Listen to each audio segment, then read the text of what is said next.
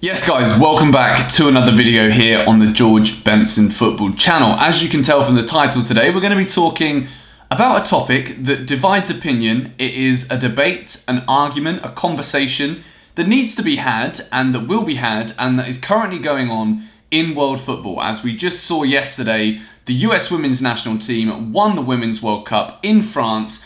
They were by far the best team. I won't say that I spent as much time watching the Women's World Cup as I did the men's. I would be lying if I said that I did. But from what I did see, there were some really great, clear progressions within the women's game, within the interest of the women's game, as a result of what we've witnessed over the past few weeks in France. I'm going to give my views on the big debate surrounding equal pay. I've decided to split it into 5 different segments in order to add a bit more clarity for you guys watching this video. But before I do that, sadly, with any video that's made like this in the year 2019, you kind of have to give a bit of a disclaimer before we go into anything so that keyboard warriors don't jump to conclusions and think that I'm a bigot because I make a comment that may at some stage during this video say I don't believe women should get the same amount of money as men. Before we go into all of the different segments of this entire argument, if you are a brain surgeon and you're a woman, and you're a brain surgeon and you're a man, you deserve to get the same amount of money.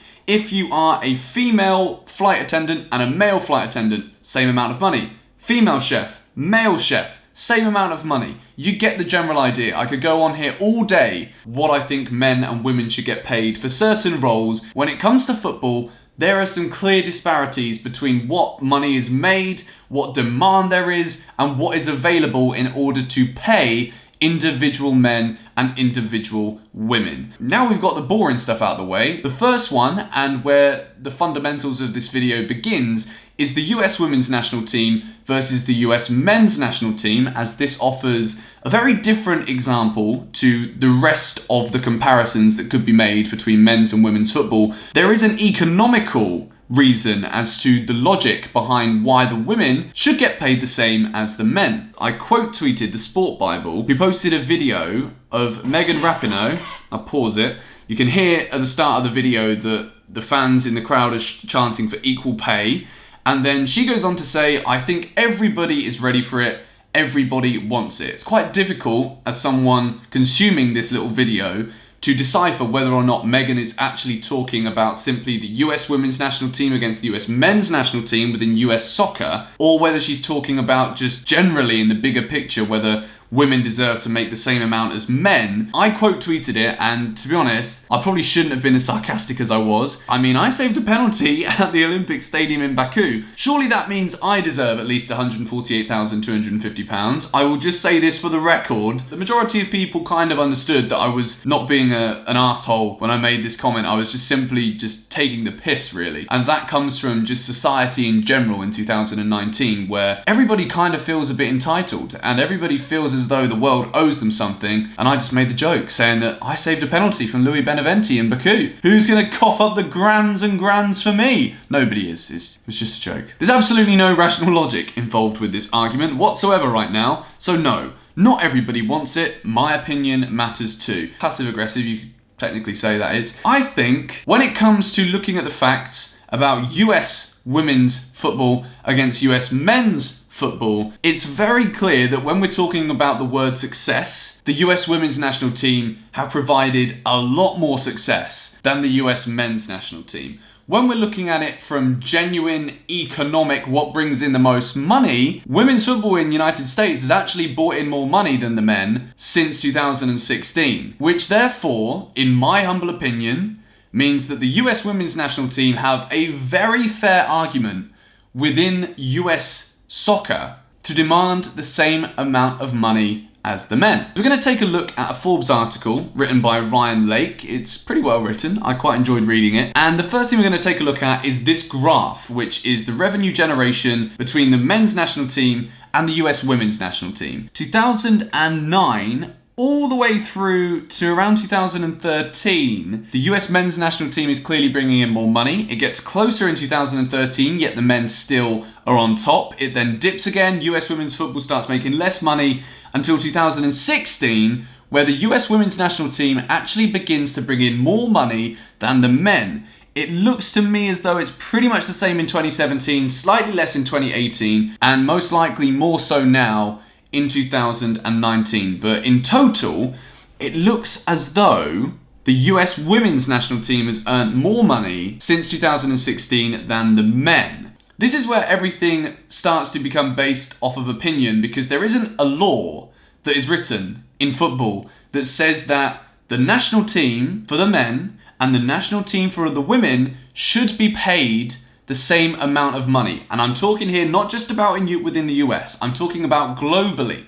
This is where the argument starts to stop being about the US and starts to be a global discussion. According to supply and demand and economics, the men's national team deserve to be paid more money than the women, because the money generated by the men is significantly higher than the women. Therefore, how can we justify paying the women the same amount of money as the men if they're not making it in the first place? Move that to one side for a second. My opinion on this matter is that playing for your country shouldn't be about making money at all. It should simply be an act of patriotism where you are playing for the entire nation of which you are from. That's my opinion. So if we take money out of the equation, that is the number one importance as to why either a man or a woman would want to play for their national team, in my opinion. So Andy Castell makes a very good point in response to my tweet initially, saying they should be paid the same for representing the national team, in my opinion.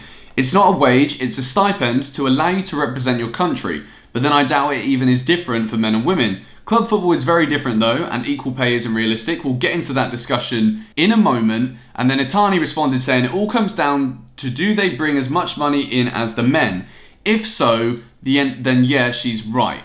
I'll be completely honest, I'm not entirely sure on how it works from country to country on what the stipend payment actually is for men and women who represent their national teams. But as I've already said and stated my opinion, I feel as though the actual patriotic element within it, of course they're professionals and they should be paid for what they do, but particularly within the men's game, I don't feel as though in men's football they need to get paid to pay for their country. However, in women's football, clearly, where in club football you don't make as much money because of that economic supply and demand element. There isn't as much money within the game within women's club football as there is in men. Therefore, I definitely feel as though within the national teams, and I'm not entirely sure what it's like country by country as to what the stipend payment actually is for both men and women, there is definitely a debate that could be had there in order to make the gap the same, or at least bring it closer together if it isn't already. But again, obviously you've got extreme differences between certain men's football teams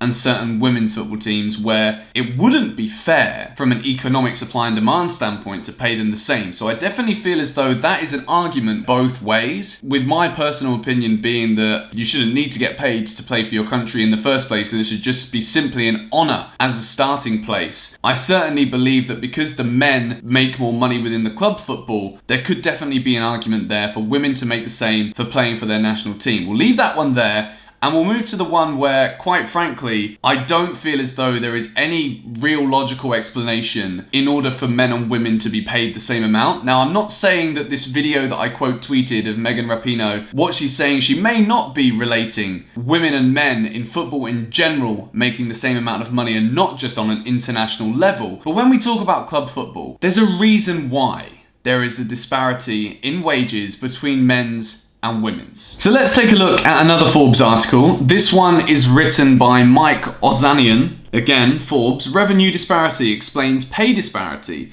between soccer World Cups men and women. Of course, it's a US written article, so they call it soccer, we call it football. Let's just save that debate for another day, shall we? There's plenty of things to argue about here. News today that France earned $38 million from FIFA for winning soccer's World Cup in Russia. That was the men's World Cup last year.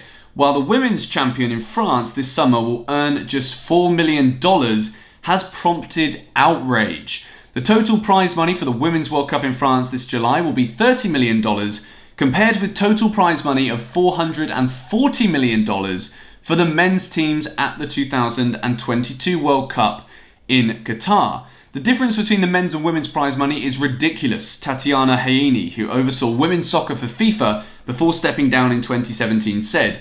according to the Associated Press. It's really disappointing the gap between the men's and women's World Cups got bigger. It sends the wrong message. If we bring it back to those 5 categories that we mentioned earlier, if we bring it back to simply wanting football to grow as a whole, when the economic supply and demand factors suggest that men's football is still increasing at a rate that economically is far more significant to what the women's game is generating from a business perspective, then it's not really outrageous that we're talking about a disparity in the prize fund, is there? Really? If there's not $440 million within women's football to be able to offer that as prize money, then it's understandable. It's like a small business taking out a multi-billion-dollar loan and then wondering why they can't pay it back. That's just supply and demand. That's basic economics. Whereas within the men's game, there is $440 million in order to be won because the World Cup is worth billions to countries and the world from a global broadcasting sponsorship perspective. It's so much bigger. So Mike has actually come out and said that it is nonsense when viewed appropriately, and I guess when he says appropriately, we're talking about like this economic logic I keep mentioning. Based on how much money they generate, women actually make more than men. As Dwight Jaynes pointed out 4 years ago after the US women beat Japan to capture the World Cup in Vancouver, there is a big difference in the revenue available to pay the teams. The Women's World Cup brought in almost $73 million, of which the players got 13%. The 2010 Men's World Cup in South Africa made almost $4 billion, of which 9% went to the players. The Men's World Cup in Russia generated over $6 billion in revenue, with the participating team sharing $400 million, less than 7% of revenue. Meanwhile, the Women's World Cup is expected to earn $131 million for the full 4-year cycle between 2019 and 2022 and dole out $30 million to the participating teams. Now, according to Mike, the pay disparity is justified. So it comes back again down to this whole gender equality thing as to whether it's right or wrong in any sense across the world. For me, it is all based around the economics of what the actual business in question brings in. From what we've seen there, the percentage of prize money that women receive compared to what the men receive as a percentage of the revenue brought in, women actually get paid a higher percentage. So there is a debate to be had there also.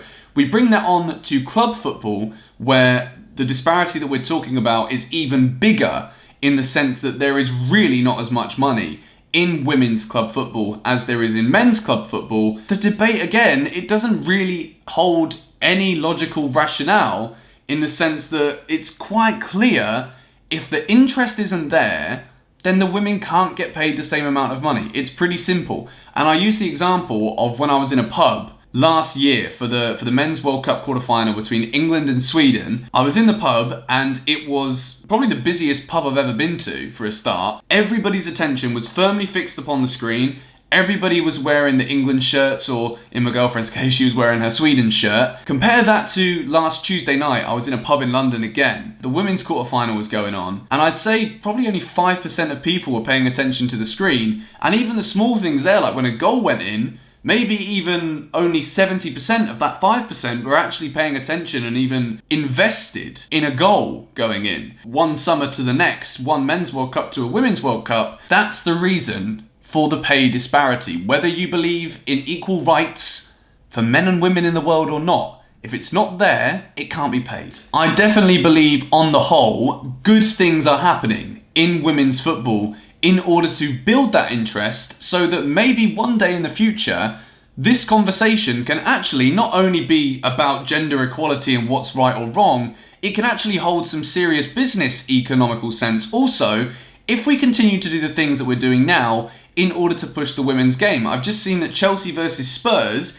in September the 8th this year, the first game of the season, Stamford Bridge is going to be open for free to go and watch the first game of the season in the women's football. If that isn't us trying to do everything we can in order to push the sport in a mutual growing direction, then I don't know what is. I think that's pretty incredible. Football is always going to be the winner, whether men and women are paid the same amount for what they do or not. It's something that isn't always just about making money. Of course, it's a profession and people should be paid for doing something professionally and not working in another job and being able to be a full-time footballer. It's amazing, and it's something that should always be cherished, whether you make 300 grand a year or 300 grand a week, in my opinion. That's a pretty decent amount of money to be made for doing something you enjoy. Things are definitely being done. Football is growing as a whole. For me, to summarize, I can certainly understand in the US women's national team case why they believe they should be paid the same amount as the men's team. In the USA, things can often be taken out of context when it comes to these videos, so if you have any questions about my own opinions on any of the matters,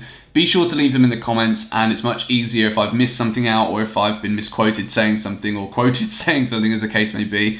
I can just type something out if there's something you want to know from me. And I'd love to know your thoughts also on the different things that we've discussed today, the different 5 elements of this whole discussion. I've kind of broken it down into, we didn't go through it step by step, but I think everything I've said within this video is based off of one of those 5 things. If you enjoyed this video, be sure to give it a like, be sure to share it if you want to spread the discussion further amongst your friends.